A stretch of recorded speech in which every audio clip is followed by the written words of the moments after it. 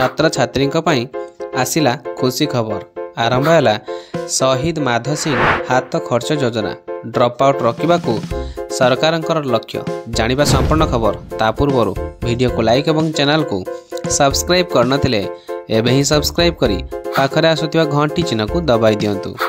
शहीद माधो सिंह हाथ खर्च योजनार शुभारंभ करिसेंती मुख्यमंत्री मोहन चरण माझी। एही योजना रे छात्र छात्री को वार्षिक 5000 टंका जगाई दिया।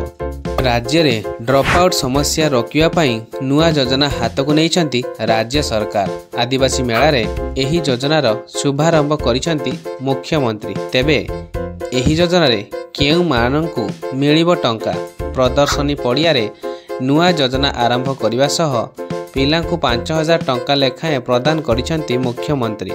एही योजना रे आदिवासी छात्र छात्री को वार्षिक 5000 टंका लेखाएं प्रदान करा जिवो। ता सहित सीधा सड़क एही टंका एकाउंट को जीवो।